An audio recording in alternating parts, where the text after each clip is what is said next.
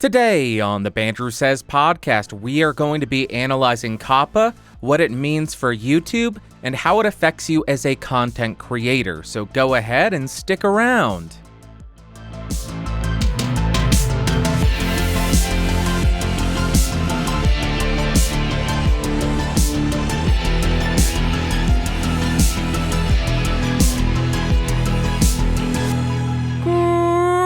Greetings, Earthlings, and welcome back to episode 191 of the BSP. My name Bandrew. This is Says What I.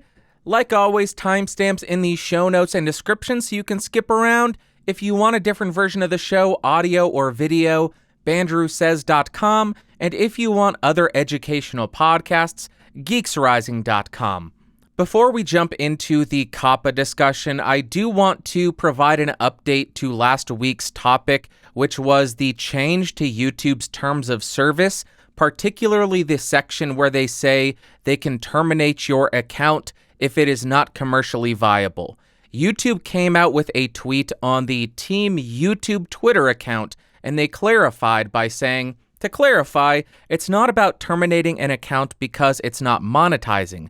It's about discontinuing certain features or parts of the service that are outdated or have low usage. This should not impact creators or viewers in any new ways. Hope this helps clarify. End quote. Ultimately, this is great news, and I am glad that they pointed this out and set the record straight. I am sure that a lot of people are much calmer now, realizing, oh, well, my channel being demonetized doesn't necessarily mean that my channel will be deleted. However, I am not going to take this at 100% face value, because how many times has the Team YouTube Twitter account put their foot in their mouth? If there is some overarching top-level nefarious plan by YouTube, the peons who run the Twitter account certainly aren't going to be aware of that. They're not going to be informed of that. So this is ultimately good. I would take it with a couple of grains of salt, not just a single. It does have more validity than me just saying, oh my God, everything's burning. But still, don't take this as the end-all be-all that this will never happen. Just keep that in mind. Now let's talk about COPPA. And the first thing I want to do is make it abundantly clear. This is not legal advice. I am a dope. This is me speculating. If you want actual legal advice, go get a lawyer. I am not a lawyer. I have not studied law. I don't know a dang thing about law other than don't break them. That's my advice to you. Don't break laws. Okay, in September 2019, the FTC fined YouTube $170 million for COPPA violations. COPPA, if you are not aware, is the Children's Online Privacy and Protection Act. It states, COPPA imposes certain requirements on operators of websites or online services directed to children under 13 years of age, and on operators of other websites or online services that have actual knowledge that they are collecting personal information online from a child under 13 years of age. And that is an overarching idea of what COPPA is in place to do, but due to this fine and ruling, YouTube is being forced to make a lot of changes, and I am going to share a bunch of clips from YouTube's official announcement of the changes being made, and then we'll discuss it from there. The first clip is what are the updates being made to YouTube. Back in September, we shared the steps we're taking to address a recent settlement with the U.S. Federal Trade Commission that will help creators comply with the Children's Online Privacy Protection Act, known as COPPA, and other applicable laws. In order to help you comply with the law, we're now required to ask you to mark all of your videos as made for kids or not. You know your videos and audience best, so we've launched a new audience setting that lets you tell us if your videos are made for kids or not. In addition to this setting, we'll use machine learning systems to help us find content that is clearly made for kids. But don't rely on our systems to set content for you. Like all automated systems, it's not perfect. If you don't set your audience, or if we detect error or abuse, we may set your audience for you. But in most cases, We'll rely on your audience setting to determine whether a video is made for kids. So to me, it sounds like YouTube is being the good guy here and not implementing some kind of algorithm that will ultimately have a bunch of false positives, right? Kind of. It's kind of good, but it really is YouTube just passing the responsibility onto the individual creator.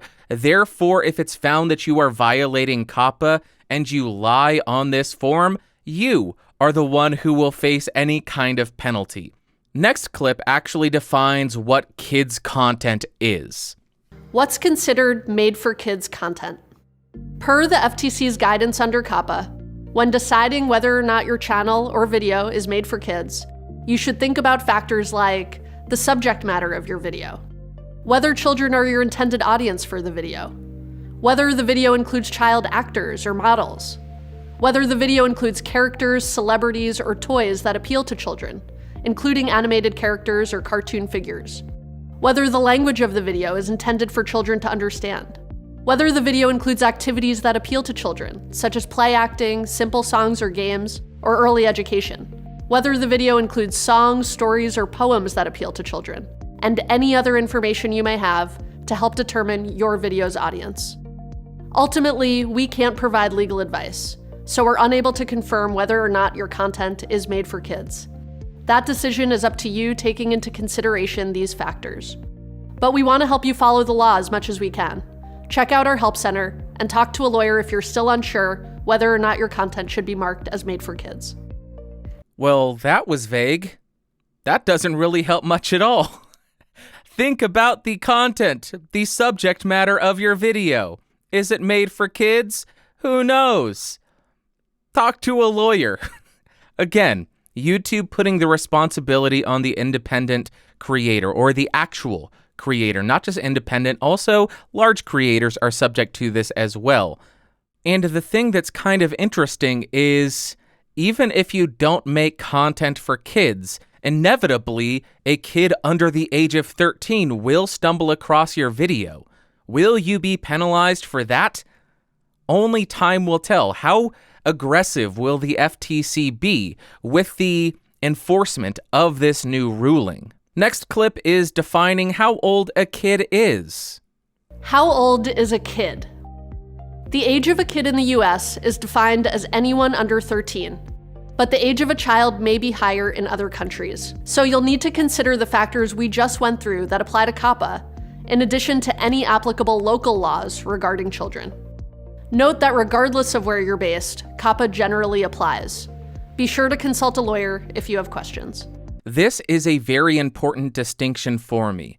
It sounds like regardless of where you are in the world, because YouTube is headquartered in the United States, if you upload your content to YouTube, you have to abide by the COPPA law, the regulation, where you can't directly gather information about kids under the age of 13. So you may be thinking, I live in the EU, I live in the Middle East, I live in Asia, I am in the clear. Not really. You still have to abide by this, so don't think you're getting a free pass just because you don't live in the US. Hear me, EU? Do you hear me? Now you know how we feel with GDPR.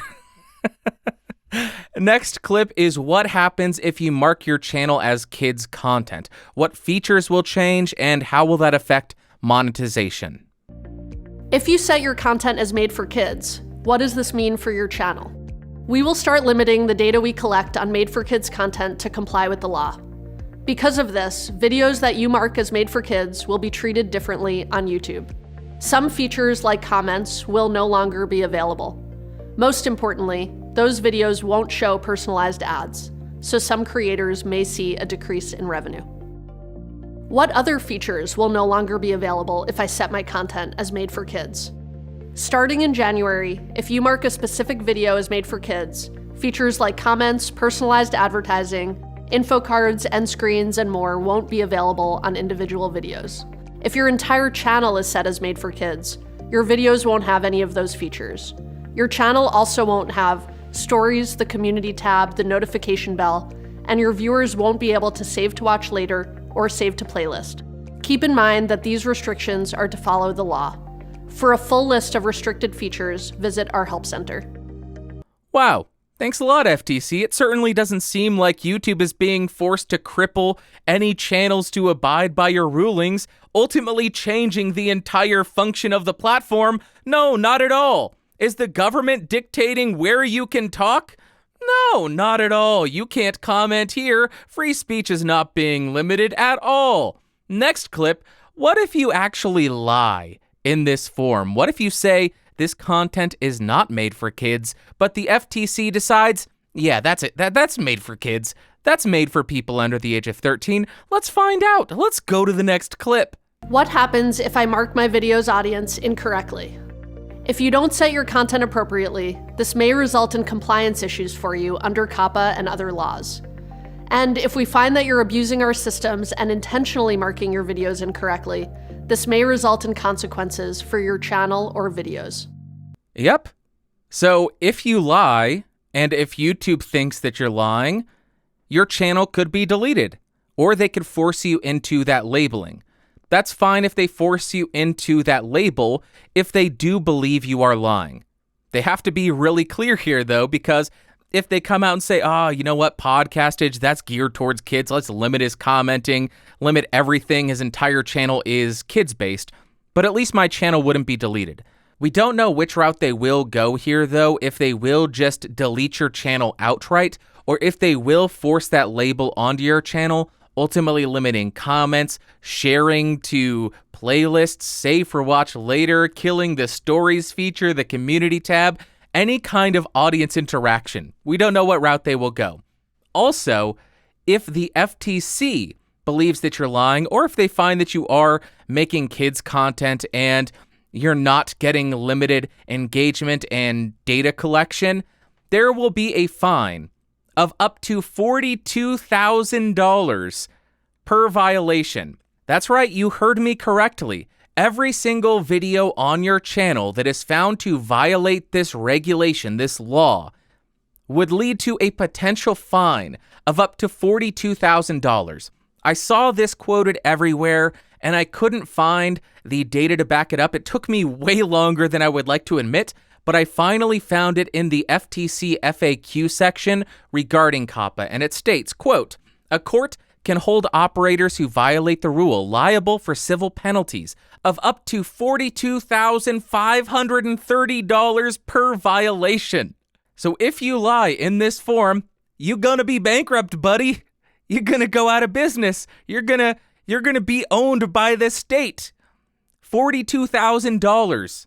$42,530 per violation. Let's actually do some quick math. I wasn't planning on doing this. Let's say I have 400 videos. They decide every single one of my videos is kid-focused. $42,500. That would be a fine of $17 million. The state would own me. Now, will this be wiped out if you were to declare bankruptcy? I don't know. Is it going to be similar to student loans where you cannot escape them? Or would it be, okay, $17 million fine, I'm bankrupt? Who knows? We'll have to wait and see who gets hit with this and who is made an example of. But here is what's most important to remember in all of this. You no longer have a buffer. YouTube cannot and will not protect you. The creators are the ones being targeted here. If you violate it, YouTube is not going to be the ones who are sued and fined. They may also have a fine, but you, as the creator uploading and lying on this form, will be the one who is taken to court, fined, and whatever else happens, maybe they'll throw you in a gulag. Or according to that's not a gulag, that's a racetrack. Some people will get that reference. That's why in their update video, they constantly say, we cannot determine for you if your videos are for kids or not for kids. And they constantly say, if you want more clarification, go get a lawyer. Easier said than done. It's not expensive to get a lawyer or anything, especially one who's willing to fight and argue with the FTC. No big deal. Now, if you want to create content on YouTube, you need to have the funding of a mainstream media outlet because you're facing $42,530 fines for every video. that does not comply with the COPPA guidelines. So now, what does this mean for you as a content creator? If you're making adult content, not in the sense of not safe for work, those shady parts of the internet, not in that sense, but if you're making content that is geared towards adults, maybe you make videos reviewing microphones. I would argue that that is geared towards adults because a lot of under 13-year-old kids don't have the disposable income to spend $1,000 on a microphone or $500 on a microphone. I would make that argument. But if you make videos directly for kids, you will likely see a decrease in your revenue of around 60 to 90%, according to a quick study or a quick experiment that TubeBuddy did a couple of weeks ago. I will link their article in the description and show notes if you want to read that entire conclusion that they came up with. You will also lose the comment section on your videos. That's right, if you had a community on YouTube and you make kids content, say goodbye to that community, and you can't really move it off YouTube because the FTC is now probably going to say, well, you're clearly making content for kids under 13. How are you not collecting data on your own website? Very murky territory there, so say goodbye to your community. You will also lose the watch later functionality. If any of your fans and viewers say, okay, I want to watch this later, too bad. See ya. Ain't gonna happen. Not having it. You can't watch it later. It disappears into the ether. Your video no longer exists. The community tab, interacting again directly with your audience and viewers. I have loved this feature. Hopefully I don't get marked as kid content. I have something coming up in 2 weeks. It's going to be fun. I am going to make it abundantly clear that I am not kids content. And you will lose the ability to have your videos added to playlists in general. All of this stuff seems like it's going to cripple a channel. You lose a lot of the appeal of a channel. I saw one doll modifying channel. It was run by an adult woman. I've never seen her videos. I don't think they're dolls that you can buy for $5 or $10, but all of her videos got marked as for kids. So her entire comment section and everything is going to be removed on January 1st. She released a video saying, all right, I'm done on YouTube. I am no longer uploading. I've given up. I will go to other platforms. I don't think that's going to help her escape the law, though. It depends on where the businesses that she is moving to are located, but I don't think it's going to really help. But really, even though all of this is terrible for your channel, you really don't have a choice because you can be fined up to $42,532 per violation, meaning every video that is incorrectly classified would be a violation. If you have 400 videos, $17 million. You have no choice in this matter. Now let me rant for a little bit, if I haven't already been doing that. What bothers me about this? YouTube and advertisers work together to place ads on creators that they likely knew were under the age of 13. Yet the creators are now the ones getting completely and utterly screwed. I say that because it adds this new level of fear to uploading content to YouTube where you have to think, I've never thought of my content as directed towards kids, but kids probably have watched it. Does that mean I can be fined up to $50,000 for every video? And the response is, go get a lawyer. As if that is something that is cheap and easy for people to do. That is insane. It's prohibitively expensive to go and hire a lawyer, especially if you create content on an ongoing schedule. You would likely need to have that lawyer on retainer, and that is not cheap. So this limits the access to YouTube to the wealthy. Now it is a place for the 1%. Screw the little guy. Screw the people who want to speak truth to power. Screw them. Second thing that really bothers me about this, I heard a very convincing argument from Dee Nimmin, Roberto Blake, and Andrew Kahn regarding this being the government actually censoring free speech. It is affecting people's ability to communicate by removing the comment section. And it's likely going to directly affect what people are willing and able to say. For example, PewDiePie's 9-year-old army meme that's going to go away. I can almost guarantee you that meme will go away. People will be afraid to even joke about their audience being young because 60-plus-year-old politicians who are humorless might just think, well, you know what? PewDiePie has millions upon millions of dollars and he says, 9-year-old army, let's go ahead and find the guy and get millions of dollars, and that will pay our salaries for a couple of years. Let's do that. The third thing that bothers me is, why is my information not protected?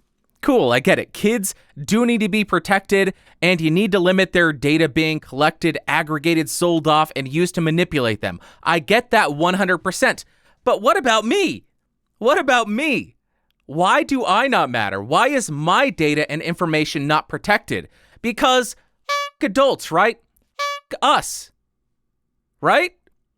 Certainly seems that way. Adults are only the ones who have the money, the responsibility, and you can be much more affected negatively by these ad buyers maliciously targeting you and aggregating your data and selling it off in all these data breaches. You can be much more affected than a kid. So why is it that adults' information is not protected, but kids are? I get it, kids are much more innocent. They can be manipulated much more easily. So I understand it. But why do adults' information, or why does adults' information not matter?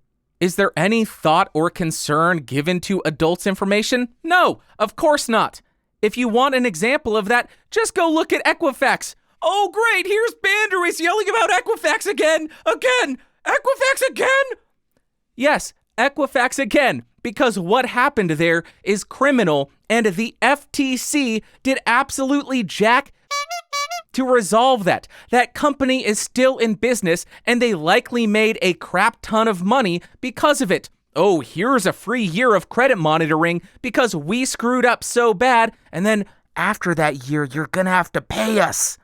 And all these criminals have to do is wait 1 year unless you want to keep paying us in perpetuity. Now they have a perpetual income source because they were criminally negligent. That company should not exist, and the FTC did jack to stop them. I'm on a rant. I am sorry. So forgive me if I question the motivations of the FTC in this matter. They don't care about data. They care about money. And I'm guessing Equifax pays them a lot of money. If Equifax continues to exist, you know what? We can find them again. We can find them again. Fourth thing, on the note of questioning the motivations of the FTC and their rulings and all of that, let's head to the conspiracy corner. I want to start by saying I understand that this all stemmed from the September fine of $170 million, but my question is, what led to that fine? Was the FTC just curious about YouTube and they decided to investigate them and found a bunch of COPPA violations? Or was the FTC pressured by traditional media and news outlets? Therein lies the conspiracy. The latter would make a lot of sense because there's plenty of motivation for these parties to get YouTube deplatformed and to lose their credibility as a decent ad platform. What I mean is targeted ads from Google and Facebook have become more and more popular, and advertisers have, because of that, moved a lot of their budget to these ad platforms because they are cheaper with a CPM rate, and they are far more effective because you can target exactly who is going to want your product. Traditional media and news sites do not have that technology to compete. So what can you do? You can't create a competing ad platform because you don't have the same technology as Google and Facebook or the data of Google and Facebook. What you can do is remove the trust in those ad services so that ad buyers are forced to put their money back with you. and untargeted ads on your traditional media platforms, your late night talk shows, your daytime talk TV, your news publication, your The Verge, your New York Times, any of these. And all of these platforms, all of these outlets have trashed YouTube at every turn that they were able. And the problem with this conspiracy is the news agencies do have an obligation to talk about these issues, but at the same time, it benefits them so greatly. So this is another situation of you need to question their motivations. Do they do it because they want to break the story and keep their audience informed? Or do they do it because if they do it, they can earn more money? It's a bit conflicted there, and that's why this conspiracy kind of falls apart. There's a lot of holes in it, but that's it for this Conspiracy Corner. Let's get out of here. And that is it for the COPPA coverage on this episode of the BSP. I spent a lot longer than I normally do on an individual story, but it is just such an important topic, and it is going to affect YouTube in such a great way, and it can negatively impact creators tremendously. $42,530 per violation. I wanted to spend some time and share my thoughts with you. I will link a bunch of articles and videos in the description down below if you want to do further research. I do recommend reading all of YouTube's posts and as many different news sources as you can discussing this. Read the FTC's website as well. You need to be as informed as possible when it comes to this because, as I mentioned about 1,000 times, $42,530 per violation. You lose your comments, you lose your community tab, you lose the watch later, you lose playlists, you lose stories. Do your research. That's it for the news, because that took so long. Let's jump to what you had to say. First comment comes from Rue's Views. He says, "Hi, Bandrew. I wanted to thank you for responding to my question on last week's podcast. I can't believe you went to the trouble of setting up the exact mic and UR22 I use and demonstrating it with and without the FET head in the chain. This helped me enormously. I will now be ordering a FET head soon, and thanks to your demo, I know it will achieve what I need to with my small setup. There's no other way I would have been able to hear that configuration in action without buying a FET head blindly and taking a risk. I can't thank you enough. I hope someday I will be able to return the favor somehow. All the best, Rue." Rue, thank you so much for that comment. That really does warm my cockles. I don't know if that's a sexual thing. I don't think it is.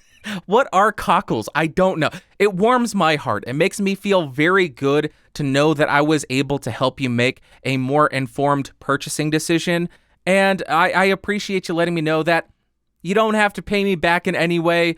Maybe just watch my videos. Watch my videos until you lose interest and then move on. You have no obligation to pay me back. That is something that I wanted to offer just because you were kind enough to send it an email, and I think other people would likely have a similar question and might get some value out of it. So thank you very much for sending in the initial question, Rue, and thank you for thanking me. That really does warm my heart. Not my cockles.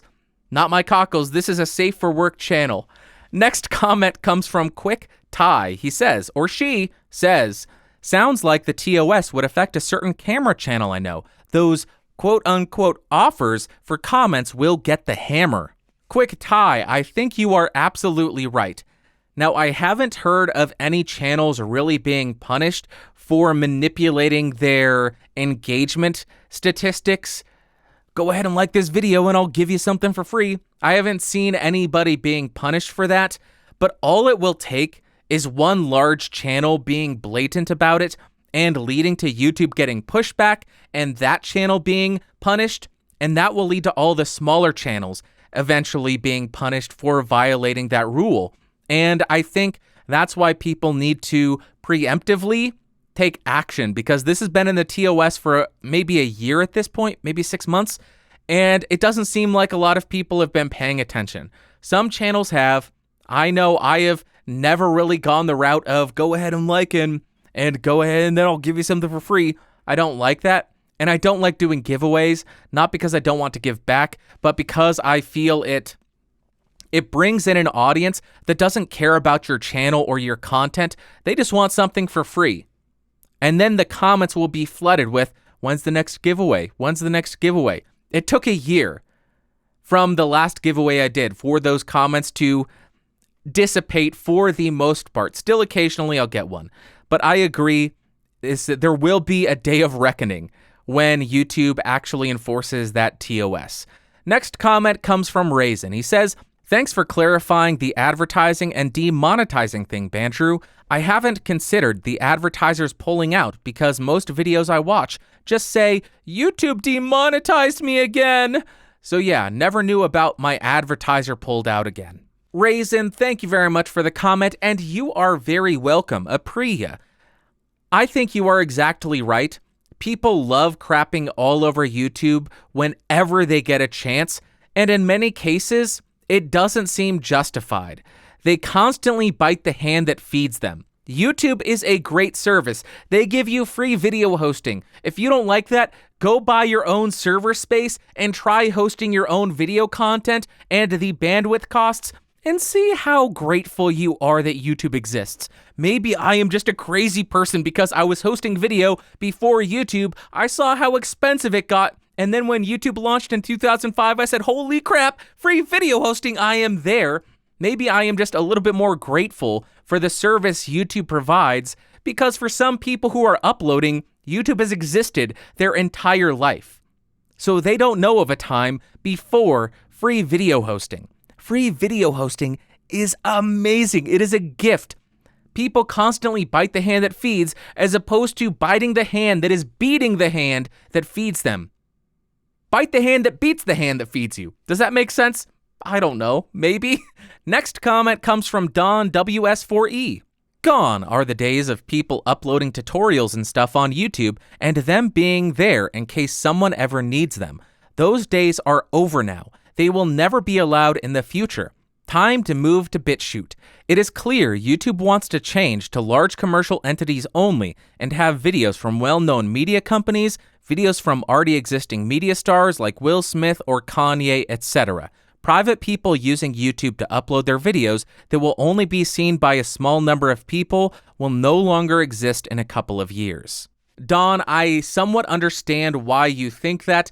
Maybe my last episode led you to think that. I disagree to some extent, though.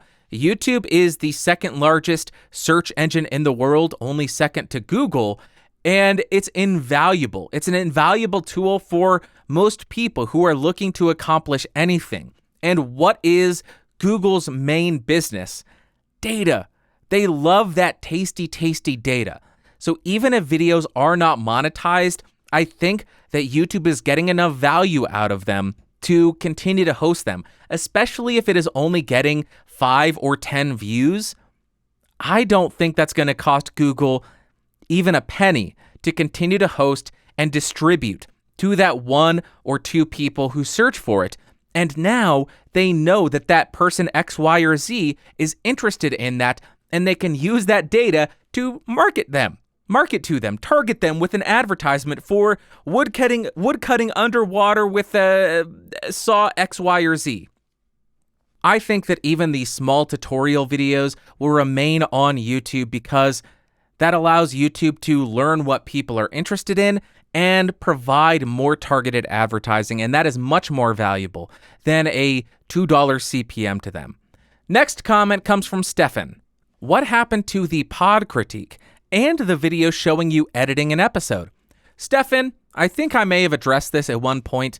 The pod critique thing, I was planning on doing it on this show, and then I decided I wanted to actually launch this audio-focused podcast that I have been thinking about for years, and I am planning on still doing that by 2020, and that will cover audio production, audio tips and tricks, audio showcasing, how I would actually EQ and process certain microphones, as well as having episodes that are exclusively for critiquing people's audio that they submit to help improve. As far as the video of showing me editing a podcast episode, I still have it in my works in progress folder. I haven't even looked at the timeline in 2 months. I still have the footage. I just have not gotten around to doing it because it's 3 hours of footage. I don't want to edit that. I don't want to edit that. Maybe I can send that to an editor. I'll hire an editor on Fiverr or something and see what they do with it. Hope that answered your question. Thank you for that, Stefan. Apriya. Next comment and last comment comes from Lauren. He says, the revisions to the TOS and pulling Google LLC in is a defensive mechanism to the breakup of Google or spin-out of YouTube talk that is happening in certain tech/government circles. Google is pulling YouTube closer as they will argue it is impossible to spin YouTube or break them up. As far as the phrase commercially viable goes, there is no grand conspiracy to shut down YouTube channels because of this verbiage. This phrase is legal boilerplate from previous versions of the Google TOS. Check the 2007 TOS archived here and you will see this verbiage, although it does appear to disappear for a bit in subsequent versions. Lauren, thank you very much for sending that in and doing that research. That is amazing. I have not heard anybody else talking about the fact that the commercially viable verbiage had been in older TOS. I have not heard anybody mention that. So we're breaking stories here on Bandrew Says Podcast, thanks to amazing people like Lauren, Apriya. And I think YouTube did clarify this well enough via that tweet earlier this week that they will not kick off channels who don't have monetization. It is more about reserving the right to kill off certain Google products that are not used that much and just they're not profitable for them. So we saw that with Google Hangouts. They discontinued that product because it had low usage or it just wasn't very profitable for them. Also, YouTube does reserve the right to kill any channel that they want. So if they decide podcastage, Bandrew Says Podcast, out of here, they can do that without any other justification. I have no right to use YouTube or Google. They can kick me off for any reason they want. Lauren, thank you again for sending that in. Apriya, I don't know which one it is. Is it Ipriya or Apriya? Let me know in the comments. Let's jump to my favorite part of the show, the Ask Bandrew segment.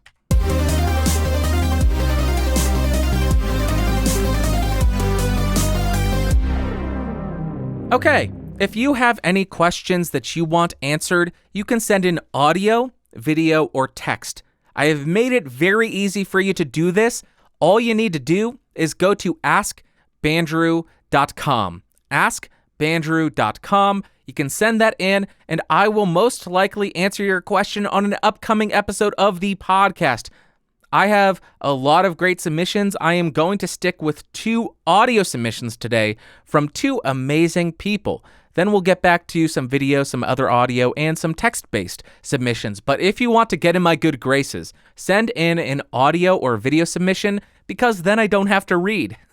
And I suck at reading. First submission comes from the eldest bro, from the Fourth Wall Alliance. Take it away, coolest boy.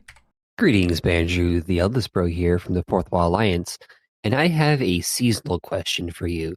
So, as the United States goes into Thanksgiving and then Christmas, certain flavors of foods and drinks like pumpkin spice and, peppermint become this season. And now I know you are a black coffee kind of guy. You like your Americanos from Starbucks. But as we go into this part of the year, do you tend to pick up one of these flavors and drink it for a while, or do you stick through to black coffee year round?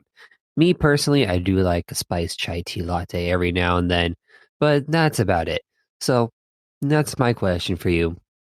Apriya, eldest. Eldest boy, aka the best bully on Minecraft. Apriya. Thank you very much. I think you answered the question I just had. It is not Ipriya, it is Apriya. A-P-R-E-Y-A. Apriya. Thank you very much for that. As far as the question, though, I am not too keen on the super sweet or the super seasonal special ultra limited edition run drinks. Not my real thing. However, maybe once every few months, I'll get one of those fancy expensive drinks. When it comes down to it, I just don't like paying $6 or $7 for a cuppa. And I am taking that from our friends down under and in New Zealand. A cuppa, I love that. I'm not going to spend $7 on a cuppa every weekend. I'm not going to do it. I even think the $3 that I pay for a venti Americano is too much money. That's why most days of the week, I will just make drip brew Death Wish coffee and drink it black because I don't want to have all of that phlegm that comes from drinking milky products. I already have a problem with it. Listen to me right now. I haven't drank anything or eaten anything with dairy, and I'm already phlegmy. So maybe once every 3 or 4 months, I'll get one of those fancy drinks. One thing I do love, though, talking about seasonality, pumpkin pie. Oh my God. I will kill a pumpkin pie and eat the crap out of it. I love pumpkin pie. Again, I don't think I've had pumpkin pie with a nice dollop of whipped cream in maybe 3 or 4 years. What is wrong with me? So good. Thank you for the question, Eldest Apri. Next voice submission comes from Isaac. I don't know what his projects are. He didn't include them in the voice clip, but Isaac, if you're watching on YouTube, let me know in the comments what your links are to your projects, your YouTube channel, your podcast, anything. Let me know in the comments. Take it away, Isaac. Hey, Bandrew, I just wanted to ask you how you got into punk bands like NoFX and The Descendants. That's really all I wanted to ask. Bye. Isaac, great question. Let's jump back in time. That's my time machine noise. We are back in the day. I am playing out on the street, back in my childhood home. Then, the shady kid from down the street comes up, and he had learned how to play poker, so he teaches me how to play poker. Then, fast forward a few days, and we decide to play poker and bet some CDs. All I had was probably Beach Boys, maybe Ace of Base, and I won that poker game. The CD that I won was Green Day Dookie. I remember specifically, it did not have any case or anything. It was just the CD, but I won it. My mom said, "Go give that back to him right now. You can't gamble. You're a kid." I didn't give it back. Sorry, Mom. I was a new punk. I was a new punk kid. Green Day Dookie? Look out. F the system. That was my first foray into punk music. Then a few years later, I heard Damn It by Blink-182 on the radio. And the first time I heard it, I didn't know what I was hearing. I said, "Oh, I didn't know you could play that fast. It sounds so offbeat. What is happening?" Because the snare was on the and of one. The and of one, the and of two, the and of three. It wasn't on 2 or 4, which is all I was used to because I listened almost exclusively to the Beach Boys and stuff of that ilk. The greatest hits of the 60s, the oldies. I loved that stuff as a kid. And then I heard this. What is this? And it just blew my mind. A few listens later on the radio, I went and picked up the CD. And in the CD, there are liner notes in the booklets for CDs, and they list bands that they thank and that they like. And in those liner notes, that's how I found Descendants, which just so happened to be one of my favorite bands. And then a kid at school saw that I liked Blink-182 and Descendants and told me about NoFX. First of their CDs I heard was Punk and Drublick. And then one of my buddies, Tanner, his sister would drive us around town and she would blast Pump Up the Volume way too loud. And I still think Pump Up the Volume, one of the greatest punk recordings of all time.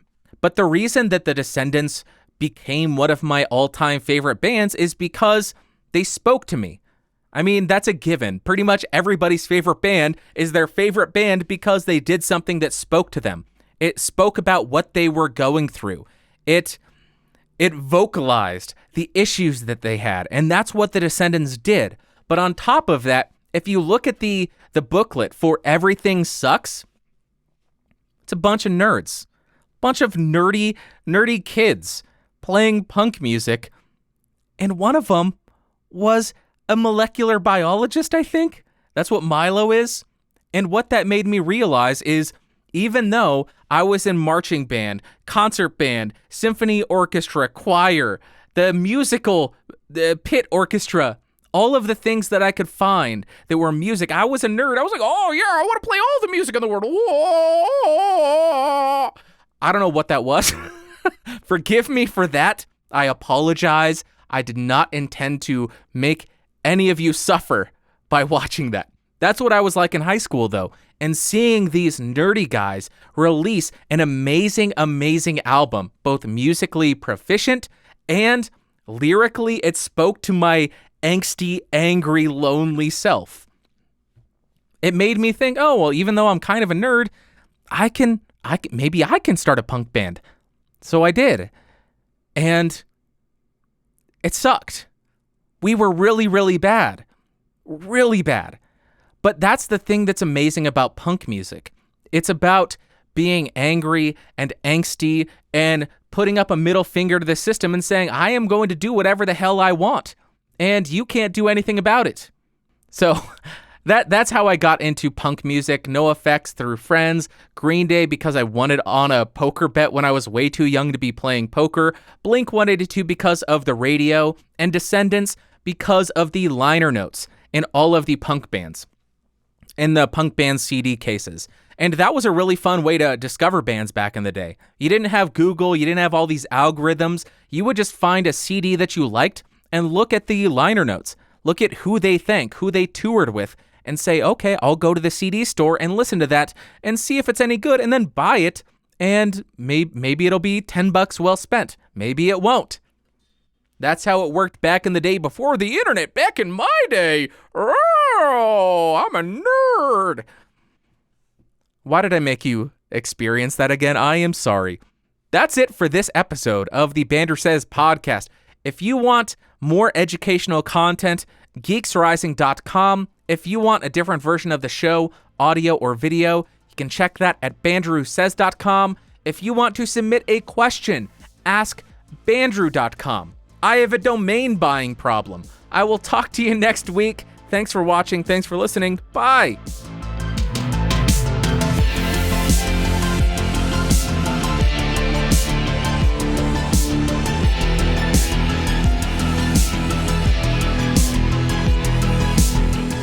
This has been a Geeks Rising production. Your executive producer of Bandrew Scott. For more information, head over to www.geeksrising.com.